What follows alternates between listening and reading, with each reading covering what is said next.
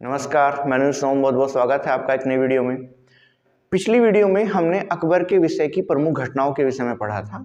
आज हम अकबर के नवरत्न के विषय में पढ़ेंगे। देखिए, नवरत्न की जो अवधारणा मध्यकाल में है अकबर के समय की, कि कोई नई विचारधारा नहीं थी। इससे पहले भी प्राचीन भारत में एक पराक्रमी सम्राट हुए हैं गुप्त काल में, जिनका नाम था चंद्रगुप्त।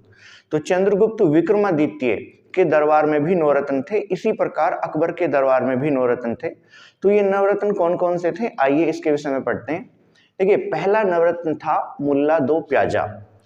मुल्ला दो प्याजा के विषय में कहा जाता है कि खाने में दो प्याज लेना बड़ा पसंद करता था, और इसी कारण वहाँ के लोगों ने इसका नाम मुल्ला दो प्याजा रख दिया था। इसके बाद दूसरे विद्वान हुए हैं हकीम हुकाम, क्योंकि नाम हकीम है तो मुख्य चिकित्सक हैं ये। इसके बाद हुए हैं अबुल फजल। अबुल फजल इंपॉर्टेंट है। अबुल फजल ने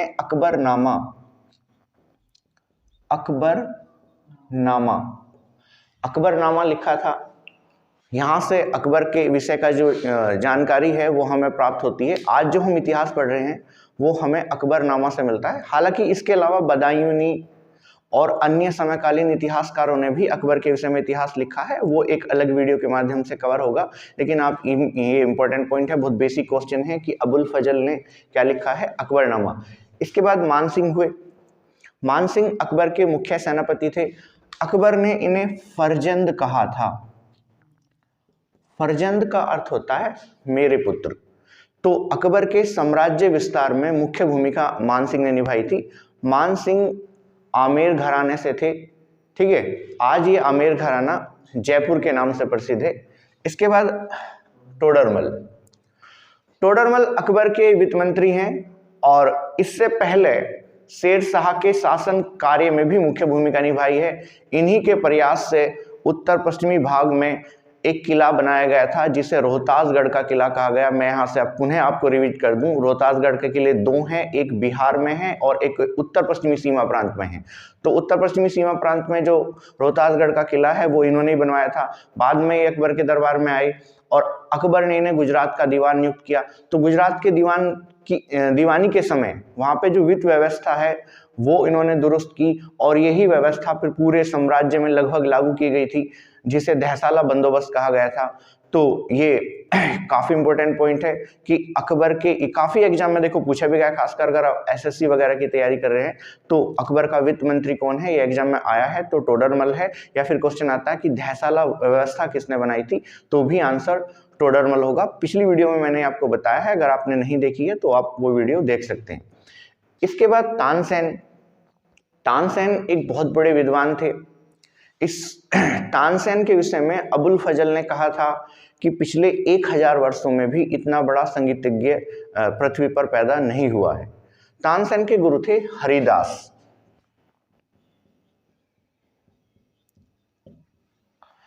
ये मुख्य रूप से अलीगढ़ के रहने वाले थे, और कहा जाता है कि अकबर ने इन्हें अपने दरबार में बुलाया था, लेकिन अकबर के दरबार में जाने से इन्होंने मना कर दिया था। तो स्वयं अकबर को इनकी कुटिया में संगीत सुनने के लिए आना पड़ा था। तो इम्पोर्टेंट पॉइंट है। तानसेन की मैं एक और चीज बता दूं आपको, इससे पहले मतलब शुरुआत में क्या होता है कि तानसेन हिंदू धर्म अपनाया है, हिंदू धर्म को मानने वाले थे, और बाद में तानसेन ने इस्लाम धर्म अपना लिया था। तो एक क्वेश्चन पूछा जाता है कि तानसेन की कब्र कहाँ है, तो इनकी कब्र ग्वालियर में है, ठीक है। इसके बाद जो है फैजी हैं। फैजी और अबुल फजल दोनों शेख मुबारक के पुत्र हैं, और ये जैसे मैंने बताया है कि ये कवि हैं, ये आप ध्यान रखना, मुख्य कवि हैं अकबर के। इसके बाद बीरबल है। बीरबल का मूल नाम था महेश दास।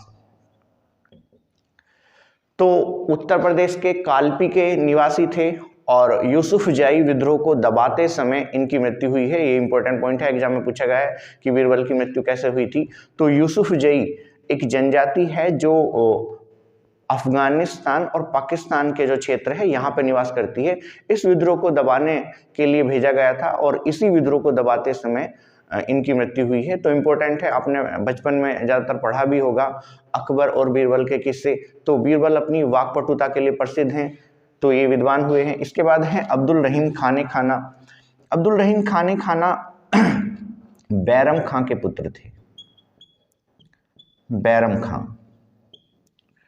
ये वही बैरम खां हैं जिसके संरक्षण में शुरुआत में अकबर को रहना पड़ा था। बैरम खां की मृत्यु के बाद बैरम खां की पत्नी थी सलीमा बेगम, और सलीमा बेगम से अकबर विवाह करता है। तो ये एक चीज मैं आपसे और शेयर कर दूं कि अब्दुल रहीम खाने खाना बैरम खां के तो पुत्र हैं, लेकिन सलीमा बेगम के पुत्र नहीं है, क्योंकि बैरम खां की कई मतलब अन्य पत्नियां भी थीं।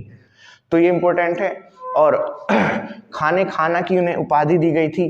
खाने खाना का अर्थ होता है महान खान। ये मुगलों की एक व्यवस्था थी जिसे का खान भी कहा गया है, तो महान खान की इन्हें उपाधि दी गई थी। ये इंपॉर्टेंट है अकबर के नवरत्न के बारे में। इसके अगर हम दूसरे पहलू की बात करें अकबर के, तो देखिए हल्दी घाटी के युद्ध का मैंने उल्लेख नहीं किया था। कारण ये था कि मैं महाराणा प्रताप पर एक नई वीडियो लाने का मेरा विचार था, लेकिन फिर भी मैं आपसे यहाँ बता दूं कि अकबर का 1576 में महाराणा प्रताप के साथ युद्ध हुआ। ये युद्ध 18 जून को लड़ा गया था, 18 जून 1576, जिसमें दोनों पक्ष अपनी अपनी विजय का दावा करते हैं। और इसमें अभी नई विचारधारा ये भी आई है कि इस युद्ध में महाराणा प्रताप की जीत हुई थी। इस पे अभी कुछ साल पहले कंट्रोवर्शियल भी हुआ था चित्तौड़ में। तो अभी जो नई विचारधारा आई है उसके अनुसार अब एग्जाम में क्या आएगा, सबसे बड़ी बात यह है, देखिए अगर आप छोटे एग्जाम की तैयारी कर रहे हैं तो अगर आप फोकस करना है कि महाराणा प्रताप इस युद्ध में हारे हैं। लेकिन अगर आप किसी बड़े युद्ध की किसी बड़े एग्जाम की तैयारी कर रहे हैं, वैसे बड़ा एग्जाम भी एक युद्ध ही है, तो अगर आप बड़े एग्जाम की तैयारी कर रहे हैं तो फिर आपको इस क्वेश्चन पे विचार करना पड़ेगा। अगर ऑप्शन में अनिर्णायक है तो आप उस पर टिक कर सकते हैं, क्योंकि गोपीनाथ शर्मा ने ये बताया है कि जो युद्ध हुआ है हल्दी घाटी का, ये अनिर्णायक युद्ध था। तो जैसे ऑप्शन होंगे इसी प्रकार को इसमें आपको आंसर देना है। और ये किस प्रकार के क्वेश्चन हैं इसकी मैं जल्द ही सीरीज लेके आऊंगा, आप इसमें परेशान होने की आपको आवश्यकता नहीं है कि इसमें सही क्या है। खैर, इसके बाद अगर अकबर के समय की और महत्वपूर्ण घटनाओं का हम जिक्र करें तो अकबर ने सती प्रथा अपने शासनकाल में खत्म की है। अकबर ने बाल विवाह खत्म करने का प्रयास किया था। इसने जो आयु है वो निर्धारित की है, जिसमें बालकों के लिए आयु 16 वर्ष और बालिका के लिए आयु 14 वर्ष। तो यह इंपॉर्टेंट पॉइंट है। अकबर ने वैश्याओं के लिए भी एक अलग डिपार्टमेंट बनाया था जिसे शैतानपुरी कहा जाता है, ठीक है। और इसके अकबर के अंतिम समय में अकबर के पुत्र सलीम ने अकबर के खिलाफ विद्रोह किया था, तो वो इंपॉर्टेंट है। हुआ क्या था, असल में अकबर के जितने भी पुत्र हैं उसकी मृत्यु अकबर के अंतिम समय में ही हो जाती है। मतलब अकबर के मृत्यु से पहले ही उसके पुत्रों की मृत्यु हो जाती है। केवल एकमात्र जीवित पुत्र बचता है जिसका नाम था सलीम, जो नूरुद्दीन जहांगीर के नाम से गद्दी पर बैठता है। लेकिन इससे पहले जो पिता और पुत्र में विद्रोह हुआ है, यानी कि जहांगीर ने जो अकबर के खिलाफ विद्रोह किया, इस विद्रोह को सुलह करने में सलीमा बेगम ने मुख्य भूमिका निभाई थी। ये आप याद कर सकते हैं। तो अकबर की मृत्यु के बाद जहांगीर गद्दी पर बैठता है। और यहाँ एक चीज और मैं बता दूं, जहांगीर जब गद्दी पर बैठा तो जहांगीर ने कोई भी राज्याभिषेक नहीं किया था। कहा जाता है कि उसने मुकुट उठाया और अपने सिर पर रख लिया था। तो कोई राज्याभिषेक उसके शासनकाल में नहीं हुआ है गद्दी पर बैठने के लिए। और जहांगीर को नूर शब्द से काफी लगाव था, इसलिए जब वो गद्दी पर बैठा है तो नूरुद्दीन जहांगीर के नाम से अपने नाम का खुतबा उसने पढ़वाया था। तो ये इंपॉर्टेंट पॉइंट है, नूरुद्दीन जहांगीर के नाम से वो गद्दी पर बैठा है। आप ये भी कह सकते हो, क्योंकि नूर शब्द का अर्थ होता है प्रकाश, तो नूर शब्द से काफी लगाव था। और ये भी कहा गया था कि जहांगीर ने किसी से सुना था कि कोई प्राचीन संत ने एक भविष्यवाणी की थी कि आने वाले भविष्य में एक नूर नाम का एक बादशाह गद्दी पर बैठेगा। तो उस भविष्यवाणी को सच करने के लिए भी उसने अपने नाम के आगे नूरुद्दीन शब्द जोड़ा था। जहांगीर की शादी मेहरुनिसा से 1611 में हुई थी। यही मेहरुनिसा 1616 में नूरजहां के नाम से प्रसिद्ध हुई थी। तो अपनी एक पत्नी का नाम भी उसने नूरजहां रखा, क्योंकि नूर शब्द से लगाव है। तो इसके अलावा अगर और भी हम बात करते हैं कि जहांगीर के जो सिक्के जारी हुए हैं उन सिक्कों पे भी ज्यादातर नूर शब्द लिखा हुआ है। तो ये आप ये स्पेशल याद रखना कि अगर नूर नाम के मतलब किसी सिक्कों से पहले नूर लिखा हुआ है तो आप आंख मीच के निशान लगा सकते हैं कि ये सिक्के जहांगीर के हैं। तो ये इंपॉर्टेंट पॉइंट है। आइए अब जहांगीर के विषय में पढ़ते हैं। तो जहांगीर के बचपन का नाम सलीम है और 30 अगस्त 1569 को इसका जन्म हुआ था फतेहपुर सीकरी में। देखिए हुआ क्या था कि अकबर के जितने भी लड़के हुए बचपन में उनकी मृत्यु हुई। हसन और हुसैन 2 अकबर के लड़के थे, वे बचपन में ही उनकी मृत्यु हो जाती है। तो अकबर संतान प्राप्ति के लिए प्रयास करता है और वो जाता है फतेहपुर सीकरी। तो फतेहपुर सीकरी में एक प्रसिद्ध संत थे शेख सलीम चिश्ती। कहा जाता है कि शेख सलीम चिश्ती के ही आशीर्वाद से जहांगीर का जन्म हुआ था। इसी वजह से अकबर ने अपने पुत्र का नाम सलीम रखा। अकबर अपने पुत्र को शेखू बाबा के नाम से पुकारता था। तो ये इंपॉर्टेंट पॉइंट है, अकबर ने जहांगीर को शेखू बाबा कहा था। ठीक है, तो अकबर का जो जहांगीर का जो टाइम पीरियड है वो 1605 से 1627 है। इंपॉर्टेंट पॉइंट है। इसे भी 2 भागों में विभाजित किया गया है। एक जुनता गुट बना था, उसके विषय में हम अभी आगे पढ़ेंगे, लेकिन इससे पहले जहांगीर की जो शादी हुई है उसके विषय में जान लेते हैं और जहांगीर के जो पुत्र हैं उसके विषय में जानना जरूरी है। कारण ये है कि मुगल शासन काल में उत्तराधिकारी के लिए कोई नियम नहीं था। जैसे हिंदू धर्म में कॉन्सेप्ट ये है कि राजा की मृत्यु के बाद बड़ा लड़का जनरली शासक बनता है। हालांकि इसके एक्सेप्शन तो हैं, लेकिन फिर भी उत्तराधिकारी का हिंदू धर्म में यही नियम है कि बड़ा लड़का जो है वो शासक बनेगा। लेकिन इस्लाम धर्म में ऐसा कोई विचारधारा नहीं है। जो योग्य होगा वो सुल्तान बनेगा या बादशाह बनेगा, ऐसी अवधारणा है। इसी के उपलक्ष्य में खासकर जब बादशाह वगैरह की मृत्यु हो जाती थी तो उसके भाइयों में साम्राज्य को हड़पने के लिए, साम्राज्य प्राप्त करने के लिए युद्ध होते थे। तो इसी समस्या से, मतलब इसकी जो समस्या है इससे निजात तो नहीं मिला। आगे आने वाले समय में जैसे हम पढ़ेंगे शाहजहां, तो शाहजहां अपने समस्त भाइयों को मार के गद्दी पर बैठता है।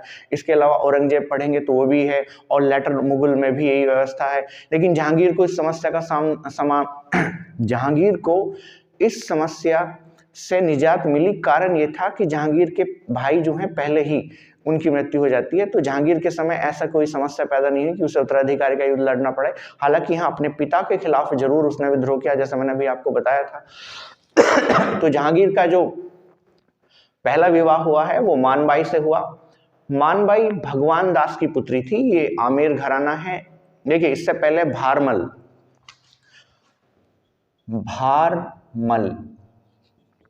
भारमल का पुत्र है भगवान दास, और भगवान दास का पुत्र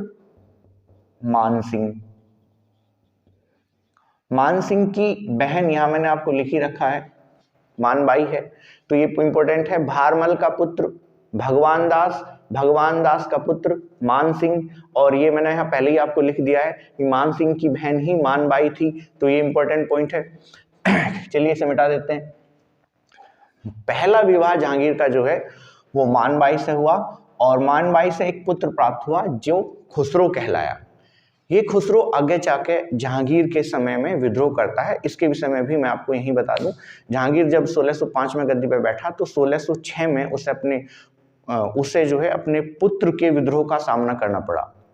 हुआ ये था कि क्योंकि देखिए समझ लीजिए, पहले हुआ ये था कि अकबर जहांगीर की दारू पीने की आदतों से काफी परेशान था। तो इसके कारण क्या होता है कि जैसे मैं बता रहा था कि पिता पुत्र में विभेद चल रहा था, तो अकबर ने जहांगीर के लड़के खुसरो को गद्दी पे बैठाने का मन बना लिया था।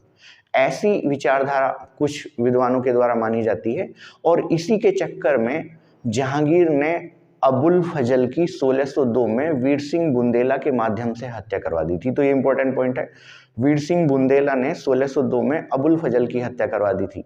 तो ये यहाँ से इंपॉर्टेंट है। तो जब जहांगीर गद्दी पे बैठता है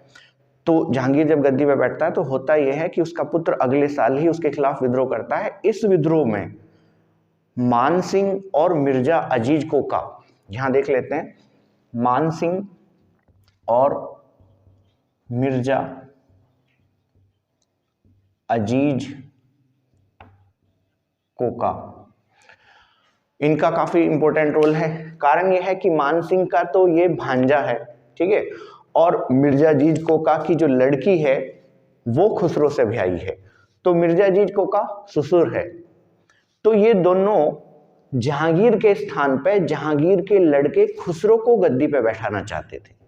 इन्हीं से इंस्पायर होकर 1606 में खुसरो ने विद्रोह किया और इस विद्रोह को दबाने के लिए जहांगीर खुद गया और भैरावल नामक स्थान पे खुसरो पराजित हुआ। पराजित होने के बाद में खुसरो को जहांगीर ने अंधा करा दिया था। ये इंपॉर्टेंट पॉइंट है, आप ध्यान से रखना। 1606 में खुसरो विद्रोह करता है, विद्रोह को दबाने के लिए जहांगीर खुद भी जाता है और एक युद्ध होता है जो भैरावल का युद्ध कहलाया। उस युद्ध में खुसरो हार जाता है, बाद में इसे ग्वालियर के किले में बंद कर दिया जाता है और कुछ समय बाद इसे, जब ये दोबारा विद्रोह करता है तो इसे अंधा करा दिया जाता है। हालांकि ये कहा जाता है कि जहांगीर ने अपने पुत्र की दोबारा से आंख सही कराने का प्रयास किया और उनमें से एक आंख इसकी सही भी होगी थी, लेकिन बाद में 1622 में शाहजहां, जिसके बचपन का नाम खुर्रम था, उसने अपने भाई की दक्षिण में बुरहानपुर में हत्या कर दी थी। ये इंपॉर्टेंट पॉइंट है। और बाद में खुसरो को आगरा के खुलदाबाद में दफनाया गया था। अब ये खुलदाबाद का एक और कॉन्सेप्ट मैं यहाँ से बता दूं। देखिए, जहांगीर का पहला ब्याह मानबाई से हुआ है। मानबाई ने अपने जो पति हैं उनकी आदतों से दुखी होके अफीम खा के आत्महत्या कर दी थी। तो मानबाई और खुसरो दोनों को एक ही स्थान पर दफनाया गया है, ये जगह है खुलदाबाद। तो इंपॉर्टेंट पॉइंट है यहाँ पे, आप ये इसे नोट कर सकते हो। तो ये था खुसरो का विद्रोह, मैंने आपसे यहीं से शेयर कर दिया है। इसके बाद जहांगीर का जो दूसरा विवाह होता है वो है जगत गोसाई, जो जोधाबाई के नाम से प्रसिद्ध हुई। मैं पहले भी आपको इस विषय में बता चुका हूँ। जहांगीर की जो माँ है, जहांगीर की माँ का नाम है हरखा बाई। जहांगीर की माँ का नाम हरखा बाई। कुछ इतिहासकारों ने हरखा बाई के लिए भी जोधाबाई शब्द यूज किया है। तो देखिए, जोधाबाई कहा जाता है कि उपाधि है और हरखा बाई के लिए कहीं कहीं मरियम उज मानी ये शब्द भी लिखा गया है। तो कुछ इतिहासकार कहते हैं कि ये ईसाई थी। हालांकि मरियम उज बानी शब्द का जो अर्थ है वो है संसार की मां। और ये काफी मुगल जो बेगमें हुई हैं उनको भी ये पद दिया गया है। तो यहाँ कंट्रोवर्शियल पॉइंट है। कुछ विद्वान बोलते हैं कि ईसाई थी। अब ये कहा जा सकता है, नहीं कहा जा सकता, इसके विषय में हमारे पास सटीक प्रमाण नहीं है। लेकिन हाँ, आप ये याद रखना है कि अकबर की जो पत्नी है उसका नाम हरखा बाई है, यानी कि जहांगीर की जो माँ थी उसका नाम हरखा बाई है। और कुछ किताबों में उसके लिए भी जोधाबाई हुआ है। और जहांगीर की जो दूसरी वाइफ है जगत गोसाई, उसके लिए भी जोधाबाई लिखा हुआ है। एक सीरियल भी टीवी पे चला था, अकबर और जोधा, और वो काफ़ी कंट्रोवर्शियल हुआ था। तो मैं इस वजह से आपसे यहाँ शेयर करना चाहता हूँ कि अभी आप कुछ लड़के कमेंट भी कर सकते हैं कि सर जहांगीर की वाइफ, और ये पिछली बार हमने पढ़ा होगा कि अकबर की वाइफ भी जोधाबाई थी। तो ऐसा कोई कंट्रोवर्शियल बनाने की कोई ज़रूरत नहीं है। ये मैंने आपको क्लियर कर दिया कि हरखा बाई है अकबर की पत्नी का नाम, और जो जहांगीर की पत्नी है जगत गोसाई, इसका नाम जोधाबाई है, जो एक उपाधि कही जाती है। तो जगत गोसाई मारवाड़ के राजा उदय सिंह की पुत्री थी। ये मारवाड़ आज जोधपुर का जो क्षेत्र है ये है। मेवाड़ और मारवाड़ में आप अंतर स्पष्ट कर लीजिए, इंपॉर्टेंट पॉइंट है। मारवाड़ जोधपुर के क्षेत्र को कहा गया है। मेवाड़ ये अलग क्षेत्र है। मेवाड़ की राजधानी चित्तौड़गढ़ थी। बाद में हालांकि राजधानी उदय सिंह ने उदयपुर को बना लिया था, और महाराणा प्रताप ने भी राजधानी बाद में चावंद बना दी थी, तो वो चेंज हो गया था, इस वजह से इंपॉर्टेंट है। तो जगत गोसाई का पुत्र है खुर्रम। ये खुर्रम आगे जाके शाहजहां के नाम से गद्दी पर बैठता है, और खुर्रम को शाहजहां की उपाधि 1617 में जहांगीर ने प्रदान की थी। तो ये इंपॉर्टेंट पॉइंट है। 1617 में दक्षिण विजय के बाद, और खासकर अहमदनगर। देखिए, जहांगीर ने अपने पुत्र खुर्रम को दक्षिण अभियान पर भेजा था, और स्पेशली अहमदनगर। तो अहमदनगर जो अभियान हुआ है, इस अहमदनगर अभियान में मुख्य भूमिका निभाई और संधि करा दी थी खुर्रम ने।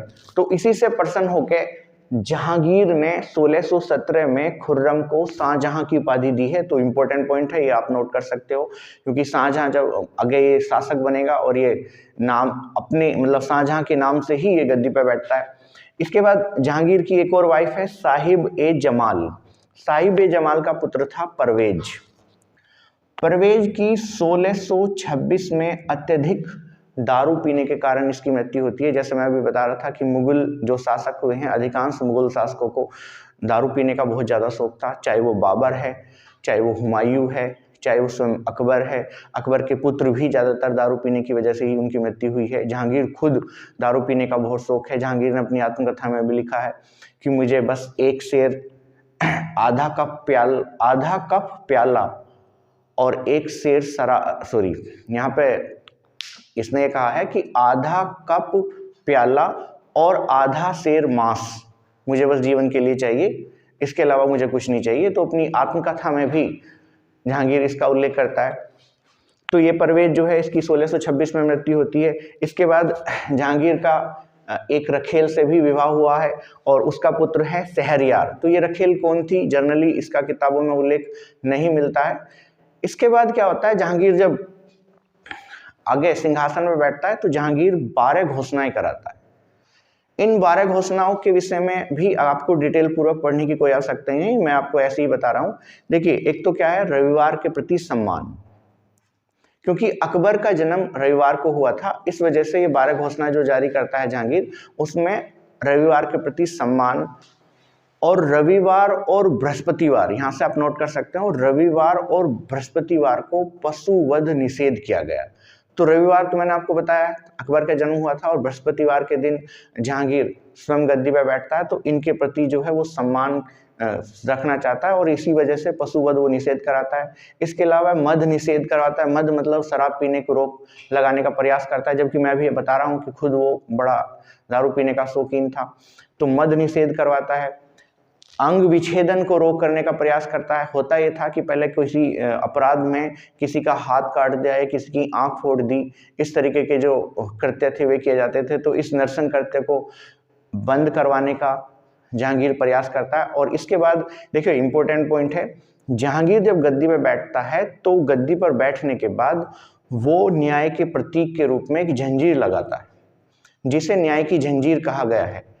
ठीक है, इसमें जो है ये लगभग 60 गज लंबी थी और इसमें 60 या 30 घंटी लगी हुई थी। थोड़ा सा ये अलग अलग बुकों में अलग अलग दिया हुआ है पॉइंट, तो इसमें कोई जनरली आप ऐसे कंट्रोवर्शियल में फंसने की आपको जरूरत नहीं है। तो इसमें घंटियां लगी हुई थी और ये जंजीर शुद्ध सोने की थी, जो आगरा के किले से नीचे यमुना नदी तक जाती थी। और किसी को न्याय की अगर किसी को न्याय मांगना है तो उस न्याय के लिए ये जंजीर बजाना जरूरी था। हालांकि न्याय के लिए मुख्य काजी होते थे, लेकिन अगर काजी ने भी अन्याय कर दिया तो अंतिम जो न्याय है वो बादशाह करता था, और इसी के लिए जहांगीर ने जंजीर लगवाई थी। हालांकि इससे पहले मैं आपको बता चुका हूं कि इससे पहले हुमायूं ने तबला ए अदल की व्यवस्था की थी। और इससे पहले सल्तनत काल की अगर हम बात करेंगे तो सल्तनत काल में भी सबसे पहले ये व्यवस्था इल्तुतमिश ने शुरू की थी। उसने 2 शेरों के आगे जंजीर बंधवा के उनमें घंटी टंगवा दी थी। तो ये व्यवस्था भी कोई नई व्यवस्था नहीं थी, लेकिन फिर भी क्योंकि ज़्यादातर जो इतिहास में प्रसिद्ध हुआ वो जहांगीर प्रसिद्ध हुआ, और जो मैंने घटना आपको बताई है ये बहुत कम बुकों में मेंशन है, या फिर अगर आप बड़े एग्जाम की तैयारी कर रहे हो तो उसमें ये मेंशन किया गया है। इसके बाद क्या होता है, देखिए, जहांगीर के समय विद्रोह होते हैं। मैं अभी आपसे डिस्कस कर रहा था कि जहांगीर के समय सबसे पहला विद्रोह 1606 में खुसरो ने किया था, तो वो मैं अभी आपको बता चुका हूं। इसके बाद 1622 में जहांगीर के खिलाफ विद्रोह करता है उसका पुत्र शाहजहां। शाहजहां का विद्रोह 1622 में हुआ था। अभी शाहजहां ने विद्रोह क्यों किया था, असल में होता क्या है, देखिए मैं आपको जुनता गुट के विषय में बताता हूं।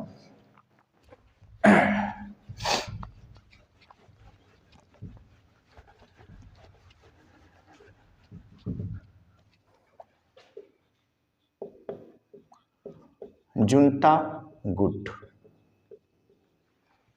बैनी प्रसाद एक इतिहासकार हुए हैं। बैनी प्रसाद ने जुनता गुट का उल्लेख किया है। जुनता गुट में शामिल कौन कौन थे?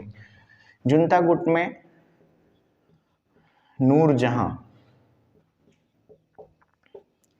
नूरजहां का भाई आसफ खां, नूरजहां का पिता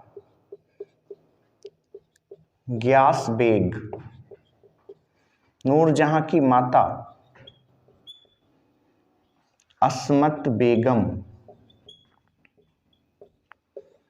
ये जुनता गुट में शामिल थे। अब ये जुनता गुट बना कब? ये 1611 से 1622 इसका पहला हाफ है, और 1622 से लेके 1627 इसका सेकंड हाफ है। इस दौरान होता क्या है ये हम जान लेते हैं। आइए देखते हैं क्या होता है। शुरुआत में नूरजहां, आसफ खां और नूरजहां का पिता, यहाँ पिता लिखता हूं मैं, और नूरजहां की माता शासन में मुख्य भूमिका निभाते हैं। और इस समय इनके गुट में खुर्रम भी है। खुर्रम यानी कि शाहजहां। तो इस समय जो है गुट में शाहजहां भी इसी गुट में है, और ये ही जितना भी जहांगीर का शासन चलाया है वो इसी गुट ने चलाया है। तो ये गुट प्रसिद्ध हुआ। लेकिन गुट में दरार क्यों पड़ी? ये देखिए क्या होता क्या है कि नूरजहां की एक लड़की थी जिसका नाम था लाडली बेगम, और जहांगीर का ये पुत्र है शहरयार। तो ध्यान रखना आपको, जहांगीर का पुत्र शहरयार और नूरजहां की लड़की लाडली बेगम, इन दोनों में शादी हो जाती है। और ये शादी होती है 1621। आप कहोगे कि ऐसा कैसे सर, एक ही वाइफ की इसमें मतलब जहांगीर के पुत्र और नूरजहां की लड़की और आपका पुत्रों में शादी कैसे होगी? देखिए असल में था क्या कि लाडली बेगम जो थी ये नूरजहां का एक पति था जिसका नाम था शेर अली। क्योंकि जहांगीर ने नूरजहां से दूसरी शादी की थी, और ये जो शादी हुई है ये 1611 में हुई है। ये आप ध्यान रखेंगे, जहांगीर ने 1611 में नूरजहां से शादी की थी। इससे पहले नूरजहां का विवाह शेर अली से हुआ था। शेर अली की पुत्री थी लाडली बेगम। क्योंकि इस्लाम धर्म में केवल माँ का दूध छोड़ा जाता है, इसी वजह से इंपॉर्टेंट पॉइंट है। तो नूरजहां की जो लड़की है लाडली बेगम, उसकी शादी जहांगीर के रखेल के पुत्र शहरयार से होती है।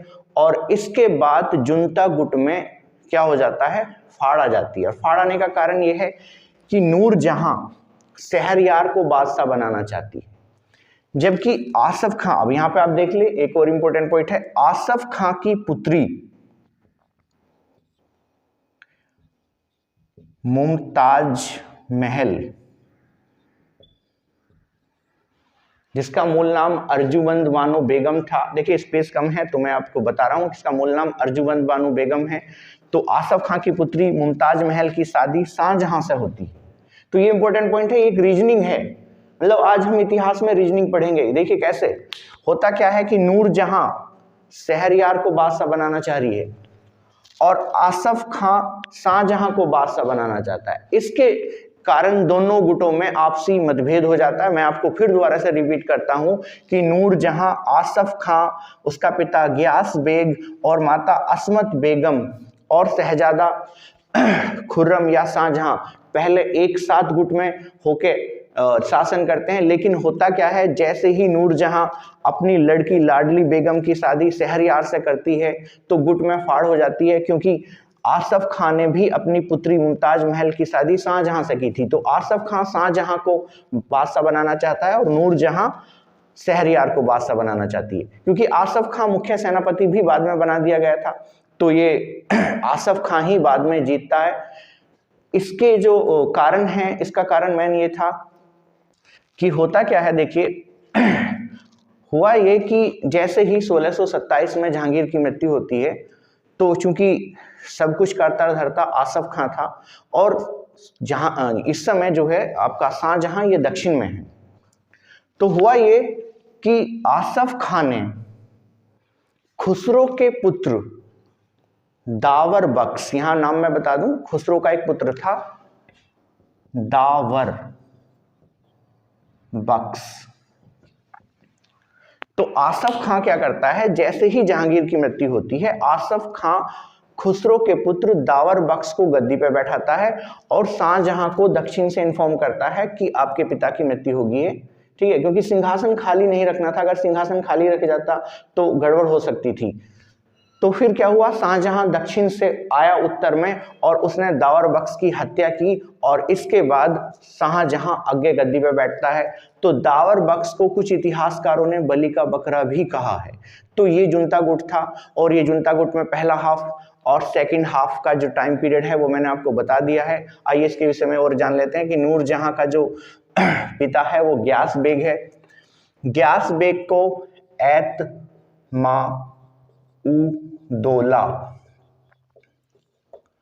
एतमाउद्दौला की उपाधि दी गई थी और इसी व्यक्ति का पहला पूर्ण संगमरमर का मकबरा भी बनाया गया है। तो ये इंपॉर्टेंट पॉइंट है, एतमाउद्दौला का जो मकबरा है वो पूर्ण रूप से संगमरमर का मकबरा है। हालांकि इससे पहले मकबरे बहुत बने हैं और संगमरमर का भी इस्तेमाल हुआ है, लेकिन संगमरमर के साथ पितृदा शैली का जो मकबरा है और कंप्लीटली संगमरमर का जो मकबरा है वो एतमाउद्दौला का मकबरा ही है। और इसके बाद जो इसके बाद जो नूरजहां की माता है असमत बेगम, इनके विषय में भी क्वेश्चन एग्जाम में आया है। इन्होंने गुलाब से इत्र बनाने की व्यवस्था या गुलाब से इत्र बनाना जो शुरू किया था, ये इंपॉर्टेंट पॉइंट है। इसके बाद जहांगीर के समय की और घटनाओं का भी मैं उल्लेख यहीं पे आप से कर दूं। देखिए, जहांगीर के समय ईस्ट इंडिया कंपनी भी भारत आई थी। हालांकि ये एक इंपॉर्टेंट पॉइंट है कि ईस्ट इंडिया कंपनी की स्थापना किस समय हुई, अगर ये क्वेश्चन आता है तो ईस्ट इंडिया कंपनी की स्थापना 1599 में हुई है और इस समय अगर वो पूछता है कि भारत में किसका शासन है तो अकबर का, ये एग्जाम में आ चुका है। लेकिन ईस्ट इंडिया कंपनी भारत में आई, आगमन 1608 हॉकिंस जो है वो जहांगीर के काल में आया था। तो ये इंपॉर्टेंट पॉइंट है, आप ये ध्यान रखना है। तो ईस्ट इंडिया कंपनी का आगमन जहांगीर के काल में होता है और ईस्ट इंडिया कंपनी की स्थापना वो अकबर के समय हुई थी। तो ये इंपॉर्टेंट पॉइंट है। अब ईस्ट इंडिया कंपनी जहांगीर से व्यापारिक अनुमति मांगती है, इसके विषय में हम यूरोपीय कंपनी का जो आगमन है उस टॉपिक के माध्यम से पढ़ेंगे। ठीक है, आज के लिए इतना ही। बहुत बहुत धन्यवाद।